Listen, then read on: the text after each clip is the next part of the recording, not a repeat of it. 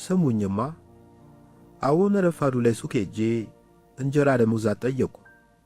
ባለ ሱቁ ከእጁ ላይ ያለውን ዱቄትና አቧራ አራግፎ ሲያበቃ ከመሶቡ አንድ እንጀራ ነጥሎ አንስቶ ምን ላይ ላድርግልህ አለኝ። በፌስታል አድርግልኝ አልኩት። ፌስታል መከልከሉን አልሰማህም? ሰምቻለሁ፣ የመራችውን አልመሰለኝም እንጂ። በል አሁን ፖለቲካውን ትታ የሆነ መያዣ አምጣ። ምን ላምጣ? ከፌስታል ውጭ ይሁን እንጂ በአንቀለባም ብትይዞ አያገባኝም። ተናድጄ መውጣት ሲጀምር በረጅሙ ተነፈሰና እንዲህ አለኝ። ካልሆነ ለምን እዚህ በልታው አትሄድም? ወረድ ብዬ ደግሞ ወደ ፍሬምባ የፍራፍሬ መሸጫ መደብር ጎራ አልኩ። አንድ ብርቱካንና አንድ አቮካዶ ከገዛ በኋላ ባለ መደብሯ በኪስ ላድርግል ስትለኝ አያስፈልገኝም አልኩና ፍራፍሬውን እንደ ሰርከስ ተጫዋች ወደ ላይ ያጎናው እየተከበርኩ ላሳያት አጨብጭባ ተደንቃ መለስተኛ እባብ ሸለመችኝ። ያን በቅፌ ይዤ ወደ ግቢያችን ስገባ አንድ ደስ የምትለኝ ትልቅ መቆንጠጫ ያላት ሴትዮ በላቲና ልጇን ይዛ ስትወጣ መንገድ ላይ ተገናኘን። ብርቱካኑ ስጠኝ አለኝ ልጁ። አይ መንግስት እግዜር የለ። እናቲቱ ተው ሰው አታስቸግር ብላ እየሳቀች አረ ምን ችግር አለ አልኩና ያስኩትን ብርቱካን አቀበልኩት። ወዲያው አይሙሬ ብዙ ነገር አሰበ። በዚህ አጋጣሚ ተሴትይቱ ጋር ታውቀን ልጁን አያቱ ቤት ልከነው ዓለማችንን ስንቀጭ በምናቤ ታየ። ደረቴ ላይ ተኝታ የደረቴን ጭገር እየዳበሰች አንተ ጎደኛ ሎሚ ትወረውራለህ ብዬ ስጠብቅ ወደ ልጄ ብርቱካን ወርውራ በእጅ አስገባኝ አይደል ስትለኝ አስመለከቴ። ከሰማማኔ የመለሰኝ ደግሞ የልዱ ደማፊ ድምፅ ነው። እሱንም ስጠኝ አለ ወደ ሐባቡ እየጠቆመ። ይሄ ለልጅ አሁንም ማርኮን አልኩት። ስሙን በግምት እንጂ አላውቀው፣ ግን የዛሬ ሌሎችን ስም ስገምት ከ19ኙ ግምቴ ይይዝልኛል።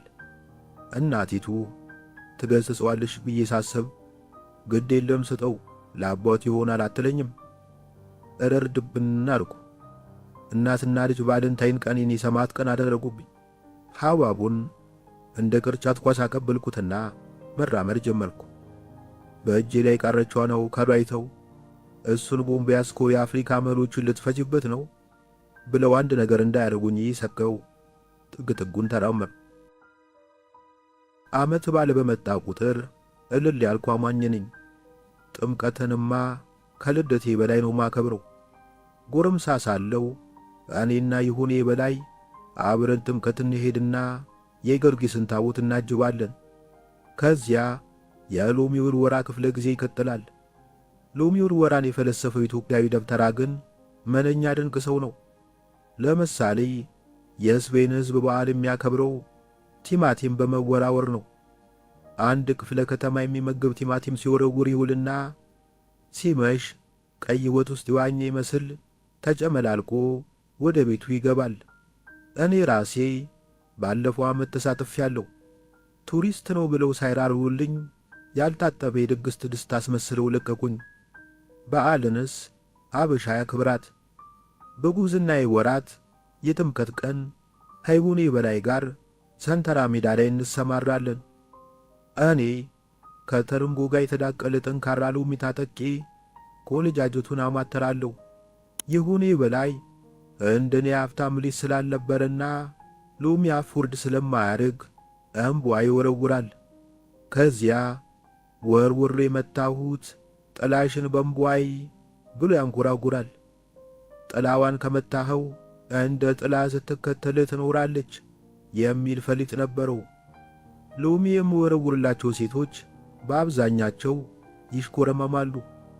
ትዳር እንኳን ባይሆን ፈገግታቸውን ይለግሱኛል። አንደኛዋ ግን ሎሚ ሲወረውርላት ዓላማ አለኛለችና በእግሯ መልሳ ብትለጋው ግንባሬ ላይ ግልግል አናናስ የሚያክልት ይበቀለ። ቅድም ይሄንን እያስታወስኩ 22 ማዞሪያ ላይ ቆሜ አላፊ አግዳሚውን እመለከታለሁ።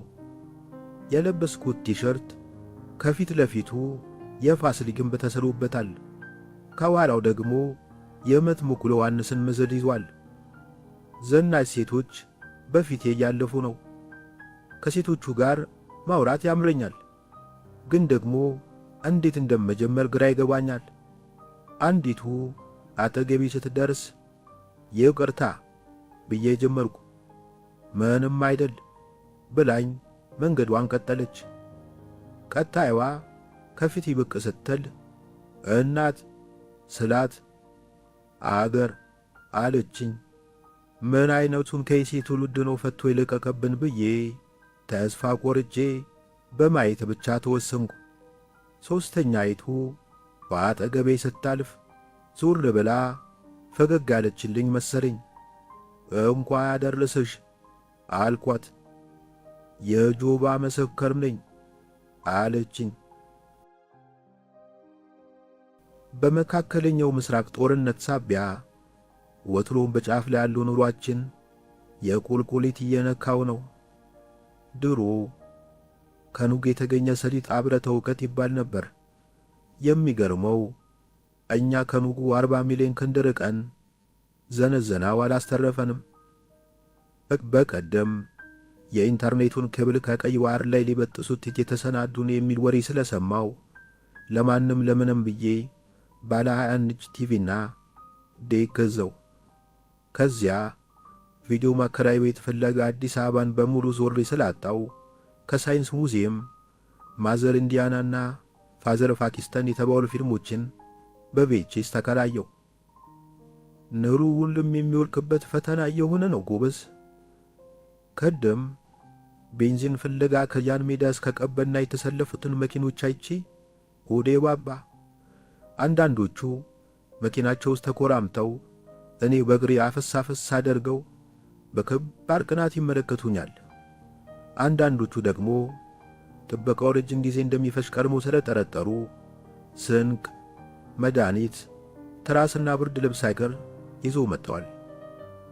አሬ ነዳጅ ያለ የሆነ ጊዜ ላይ ተገኘ የተባለው ትፍትፍ የጠላ ነው እንዴ? ውሃውን ወደ ወይን የቀየርክ ጌታ ከሐይቆቹ አንዱን መርጠው ወደ ናፍታ ቀየር አስደመመን እንጂ። አሜ ድሮ የቸገረው ሰው ባለባበሱ ይታወቅ ነበር። አሁን ዘነጥ የሚቸገር ሰው እየበዛ ነው። አንድ ደህና የለበሰ ሰው መንገድ ላይ ቆሞ እጁን ከዘረጋልኝ ለመጽዋት ይሁን ለሰላምታ መለየት የተቸገርኩ ነው። በቀደም የሆነ ካፌ ገብቼ ሳንድዊች ስበላ ከፊት ለፊት የተቀመጠው ሰውዬ ደጋግሞ ያፈጥብኛል። እኔም ባጸፋው አፈተስኩበት። ሰውየው የጣሊያን ሱፍ ለብሶ የኩባ ከረባት አስሯል። ወንድሜ አለኝ። ወንድሜ የሳንዱች መዓዛ እየተፈታተነኝ ስለሆነ አንድ ያስነክሰኝ አለኝ። አዘንኩ፣ ተከስኩ።